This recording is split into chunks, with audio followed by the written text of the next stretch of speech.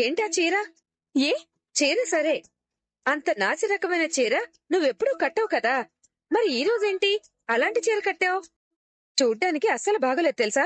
నాకు బావుంది. నీకు బాగుండటం కాదు స్వప్న, బయట వాళ్ళు ఎవరైనా చూస్తే మాకు బాగోదు. ఈ చీర రాహుల్ నా కోసం తెచ్చిన చీర. కాని ఈ 400 చీర నువ్వెలా కట్టుకున్నావు స్వప్న?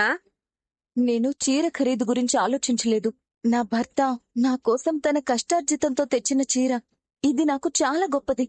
ఎప్పుడు ఎలా ఉంటావో, ఎలా ఆలోచిస్తావో ఎవ్వరికీ అర్థం కాదు. నేను నీకు చెప్పాను కదా, ఈ చీర నీకు తగది కాదు అని. ఇలాంటి సమస్య వస్తుందని నేను ముందే చెప్పాను. ఎవరు ఏమనుకున్నా నాకు అనవసరం. నువ్వు నా కోసం తెచ్చావు. ఈ చీర నేను మార్చుకోను, నిన్ను డిసప్పాయింట్ చేయను. ఉండనీలేండి అత్తయ్య, అక్కకి చీర బాగానే ఉంది. నేను బ్యాంకుకి అది కూడా 20 లక్షల క్యాష్ విత్డ్రా చేయడానికా? ఎన్నాలని ఖాళీగా ఉంటారా? ఆఫీస్ పనులు వాడు చూసేదేంటి? అయినా 20 లక్షల క్యాష్ తీసుకురామని వాడికి అప్పగిస్తున్నావు, ఎందుకలా? టెండర్ టైంకి డబ్బు కట్టాలన్నా. అందుకు బాబాయ్ ఉన్నాడు కదా. బాబాయ్ గంట ముందే టెండర్ ఆఫీస్ దగ్గర ఉండాలి. ఈలోపు రాహుల్ పని పూర్తి చేసుకుని వెళ్తాడు. దానికి రాహుల్ ఎందుకు అని.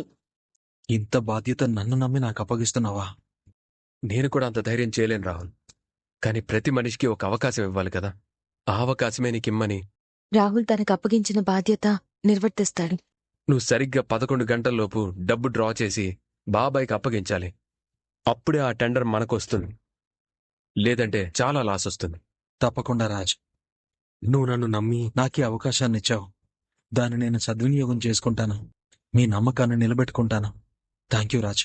Thank you very much. జాగ్రత్త. బాబాయ్, నువ్వు బయలుదేరు, టైం లేదు.